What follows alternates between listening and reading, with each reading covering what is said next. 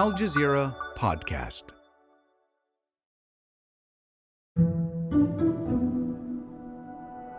Tell me if this story sounds familiar. A former world leader is facing years in prison for crimes he allegedly committed while in office. The court handed down its ruling in his absence for illegally selling state gifts. He's not a typical politician. In fact, he started out as a celebrity. His face was everywhere on TV. He gained notoriety for his playboy lifestyle and multiple high-profile marriages. In the early 90s, he was hanging out with rock stars and royalty. He came to power on a populist wave. His followers are true believers.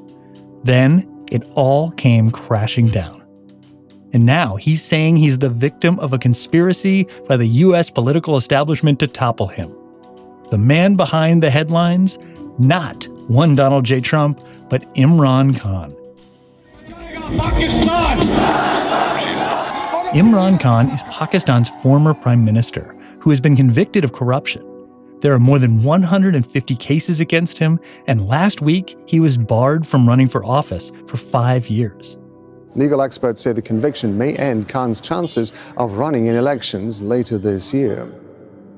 So, what does it mean for Pakistan's political future? I'm Kevin Hirten, in for Malika Bilal, and this is The Take.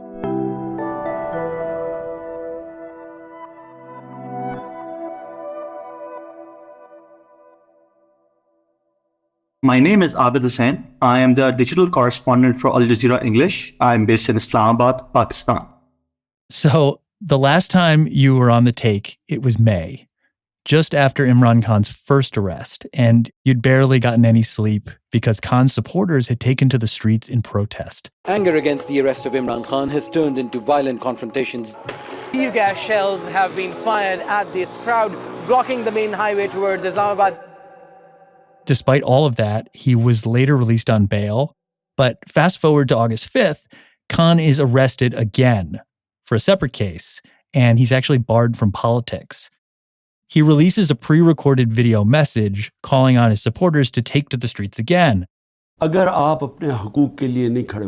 you do not stand up for your rights, you will live like slaves. Slaves have no lives of their own. Slaves are like ants on the ground. So Abid, this time, it's been a very different reaction. You are there in Islamabad reporting. What changed?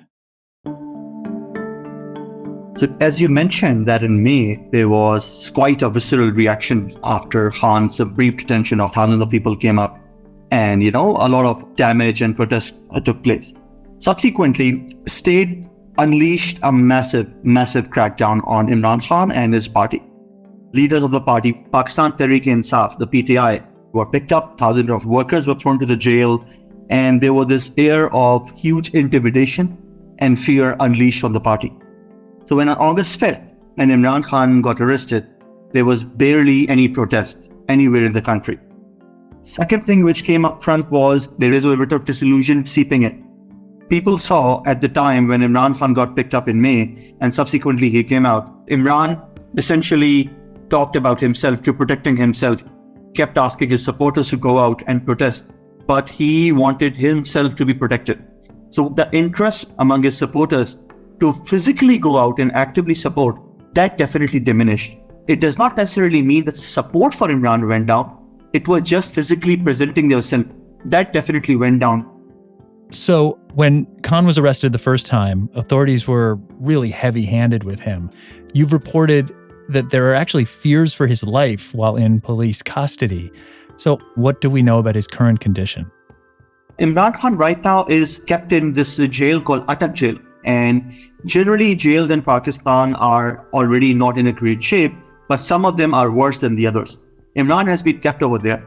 And as far as his life is concerned, what I reported about the fears of his life, that was a statement given by the Pakistan Tehreek-e-Insaf lawyers, and their statement, it was that the police officials, the administration have said that Imran Khan has been provided adequate facilities. Naturally, it's a jail. You cannot expect luxurious facilities over there as such. But Imran is kept over there under very heavy security. And this is what administration has further added, that the reason behind keeping Imran Khan in Atak jail is to ensure his complete safety and security.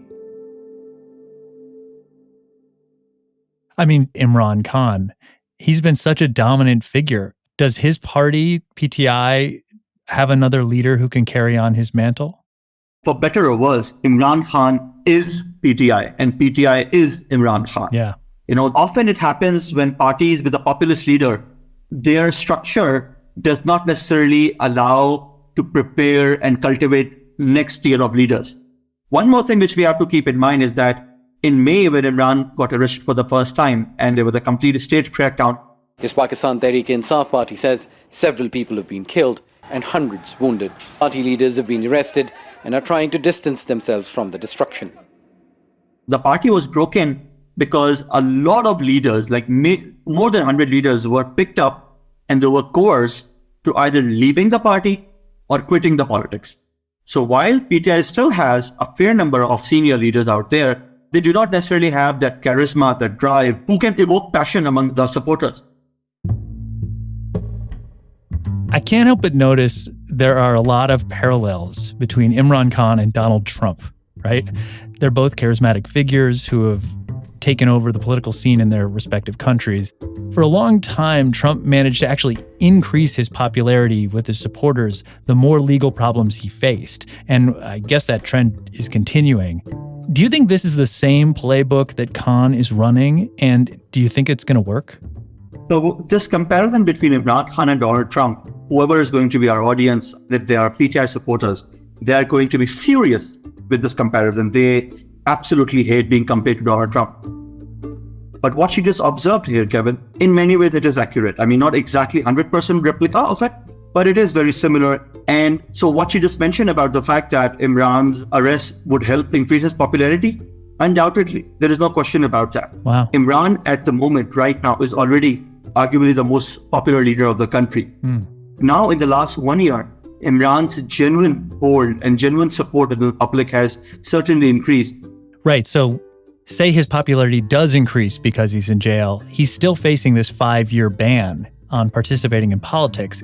Will his increase in popularity make any difference towards overturning something like that? Practically speaking, unfortunately, the way Pakistan works, despite having all the support, it does not necessarily mean that in Pakistan, the establishment, the powerful bureaucracy, they will eventually allow you to come back. The Pakistani army still wields significant political power in the country. Incumbent governments need to keep the army happy if they want to stay in power. It has seized control of several civilian governments over the years, enforcing martial law to restore order, and has dismissed members of parliament.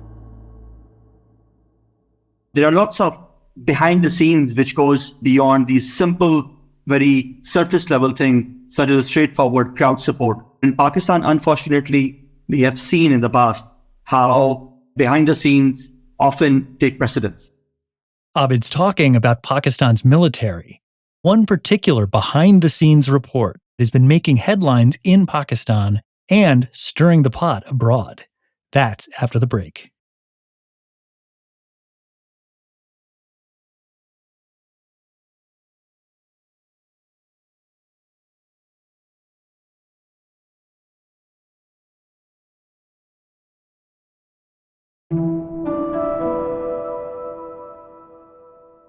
Since Imran Khan's fall from power began in 2022, he has insisted there was a deep state conspiracy against him at the behest of the United States. Now, according to a story by U.S. news outlet The Intercept, there is a document known as a leaked cipher that could prove him right. A cipher is a secret diplomatic cable, and according to the report, this cipher details a meeting between Pakistan's ambassador to Washington and 2 U.S. officials.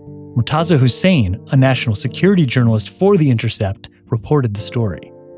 This claim has been subject to a lot of scrutiny and partisan debate in Pakistan over the past year and a half, but only now have we actually seen the cipher in question. It seems to validate many, if not all, of Mr. Khan's claims about the role that the U.S. played in at least encouraging and giving a green light to the military for removing him from power. Murtaza says the timing of this document came soon after Imran Khan's visit to Russia. and that the US was unhappy with Khan's government's neutral stance on Ukraine. In this cable, US State Department officials made very clear statements to their Pakistani counterparts telling them that if Khan remained in power, Pakistan would be isolated, and if he was removed from power, quote, in their own words, all would be forgiven.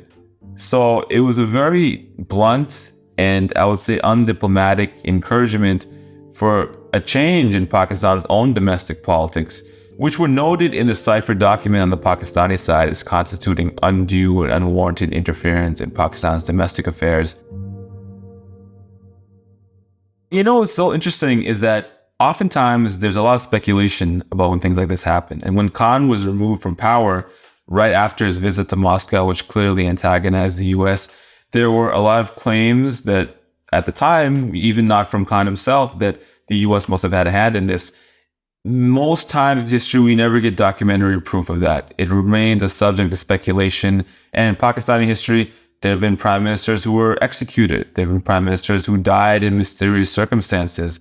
Very rarely do we get a smoking gun to show that the US is behind it or another foreign power is behind it. Abid, for his part, is much more reluctant to call it a smoking gun. So this cipher thing is something which has been a very almost mythological status in Pakistan in the last 1.5 years since Imran went away. Abid says that even if that conversation between US officials and the Pakistani ambassador really did happen, Khan's fall from power still ultimately came at the hand of the real force controlling Pakistan's politics, namely the Pakistani military, not Washington. The matter of the fact is, America has been part of lots of coups in different countries. There is absolutely no doubt about that. We also know for a fact that Pakistan military remains the most powerful institution which has interfered and meddled in the Pakistani politics, has been part of Romanian governments. Even the last government was removed through that. And even Imran Khan government was perhaps orchestrated by a military. The main question here is, was it a US conspiracy where it kind of brought it up? That is extremely unlikely. Imran Khan's own words and publicly on the record has been saying multiple times that there have been attempts to remove him since July 2021. Imran Khan had a falling out with Pakistan's military in 2021, and subsequently the opposition party, the coalition party, started talking about removing Imran through a parliamentary vote of no confidence. This entire process started late 2021, early 2022.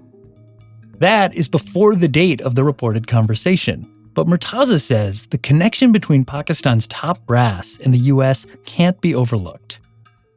If you look at Pakistani history, a very, very important factor has been the US relationship with the Pakistani military. And no coup, no change of power has ever really happened without at least a green light from the American side. I think if the US official had said, we don't approve of any undemocratic changes of power in Pakistan, and regardless of our disagreements on foreign policy issues, your domestic matters are your own affair, not for us to comment upon. I think that would have put a lot more wariness on the part of the military and Khan's political opponents to move forward if they felt that the US was going to view the move as illegitimate or something that they may be punished for. But the State Department's officials here could not have been more opposite to that. They, if anything, were egging on the Pakistanis to do what they ended up doing to Mr. Khan.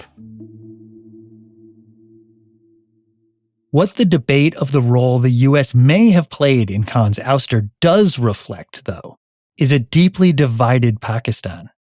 Pakistan is extremely polarized politically, very divided. There's political party divisions, partisan divisions among the opposition in parliament and Khan's party.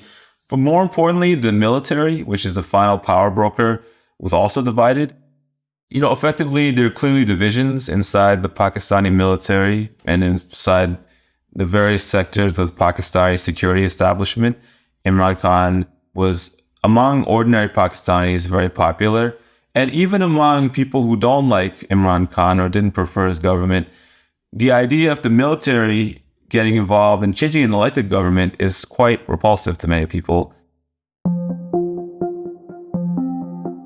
So, Abid, let's kind of talk a little bit more big picture, Pakistan is in desperate need of strong leadership right now. There's no question. I mean, it's dealing with the aftermath of last year's floods. It just got an IMF bailout. There are security concerns. I mean, the list goes on and on. Now, add to that organizing a national election.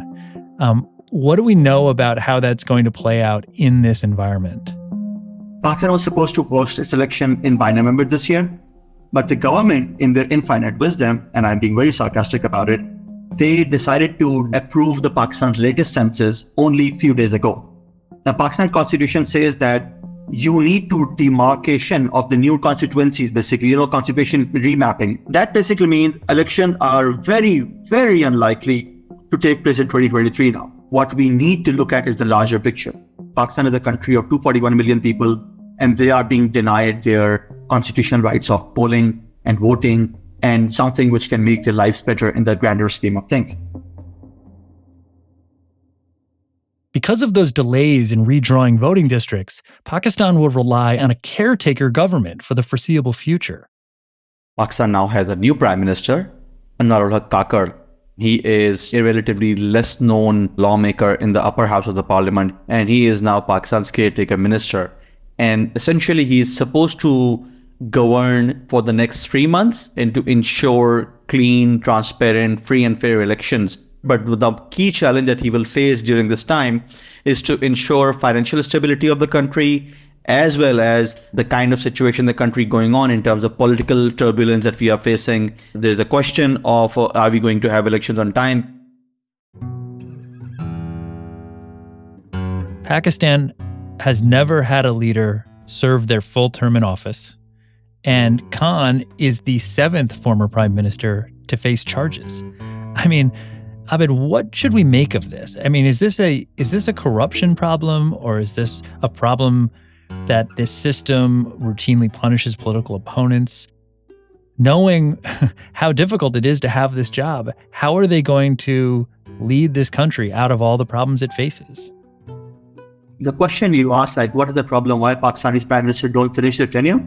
The answer is very simply Pakistan's military establishment. Unfortunately, for the last 7 decades, since the country has been in existence, they singularly remain the most powerful force. They have directly ruled the country in 3 different coups for 3.5 decades.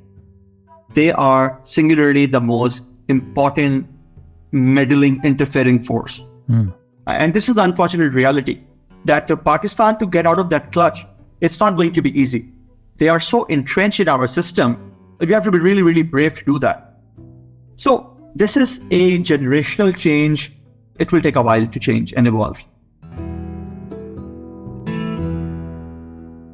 And that's The Take.